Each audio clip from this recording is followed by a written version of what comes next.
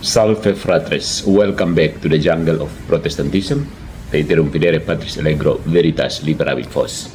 Jadi beberapa hari lagi, ini hari-hari Jumat ya, besok Sabtu, Minggu kita akan merayakan Hari Raya Tritunggal Maha Kudus. Maka untuk itu saya mengajak kita untuk memeriksa konsep-konsep atau gagasan-gagasan anti-trinitarian yang sedang bising-bisingnya di sosial media. Kenapa bidat ini begitu berhasrat menyebarkan pembacaan sesat mereka terhadap Alkitab? Mereka membaca Alkitab secara mandiri terlepas dari konteksnya, yaitu sejarah gereja dan otoritas gereja sendiri. Ini kita akan melihat inkonsistensi dari para penganut anti-trinitarian, membongkar asumsi anti-trinitarian, entah itu Unitarian, Oneness Pentecostal, DLL, kritik apologetik atas penolakan terhadap Tritunggal. Ya. Jadi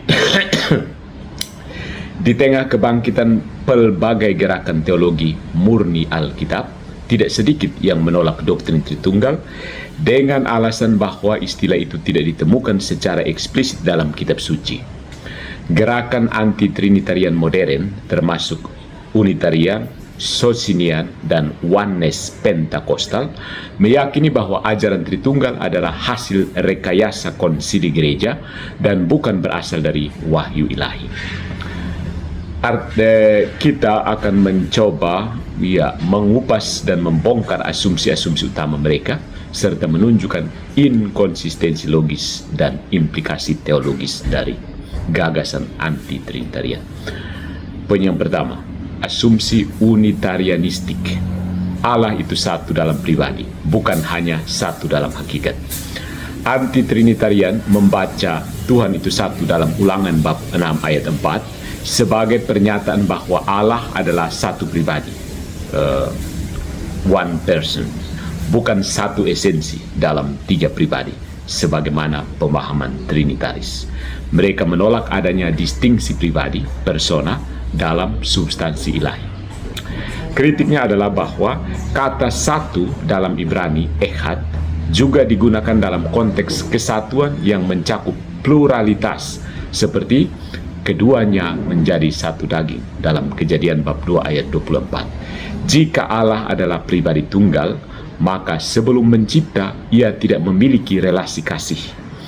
Ini menyiratkan bahwa Allah adalah Allah yang soliter dan tidak komunikatif, bertentangan dengan konsep Allah sebagai kasih.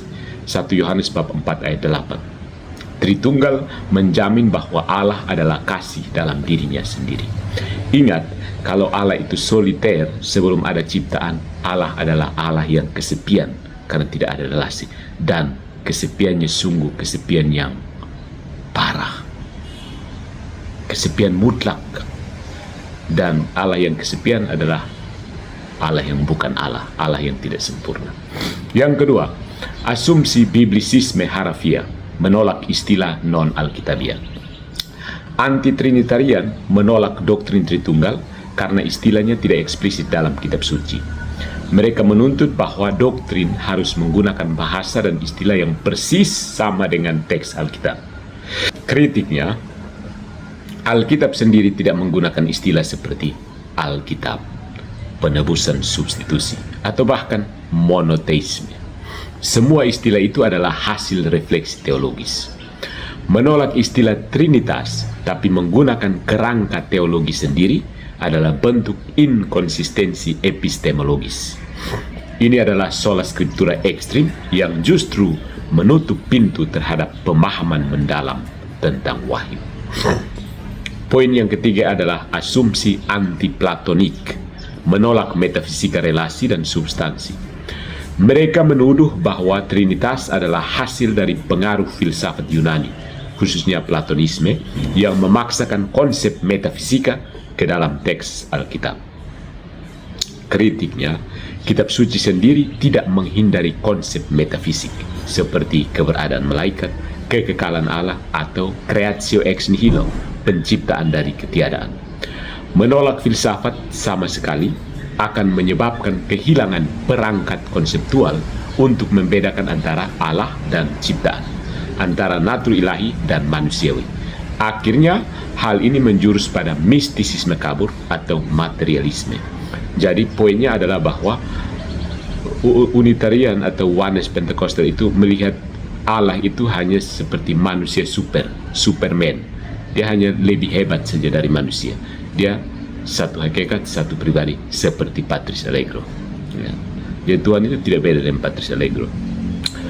Yang keempat, asumsi kristologi adopsionis, Yesus bukan Allah. Ini biasanya dari Unitarian.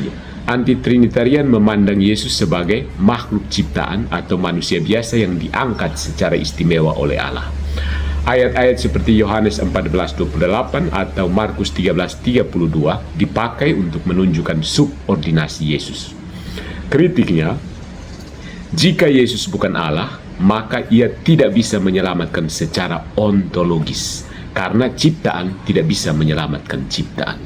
Penyembahan kepada Yesus yang dicatat dalam Matius bab 28 ayat 9 dan Yohanes bab 20 ayat 28 akan menjadi penyembahan berhala jika ia bukan Tuhan sejati. Penebusan hanya mungkin jika yang disalibkan adalah Allah yang menjadi manusia. Poin yang berikutnya, poin kelima. Ada asumsi reduksionis terhadap Roh Kudus, bukan pribadi, hanya kuasa atau energi. Roh Kudus dipahami sebagai kuasa atau pengaruh, bukan pribadi. Ayat-ayat tentang roh dianggap bersifat metaforis atau simbolis. Kritiknya, kitab suci mencatat Roh Kudus berbicara. Kisah Para Rasul bab 13 ayat 2. Menghibur, berduka, Efesus bab 4 ayat 30, dan mengutus. Semua ini adalah ciri dari pribadi. Jika Roh Kudus hanya kuasa, maka amanat baptisan dalam nama Bapa, Putra, dan Roh Kudus menjadi tidak masuk akal dan tidak simetris secara relasional. Poin yang keenam, ada asumsi eksegesis sepihak, proof text one way.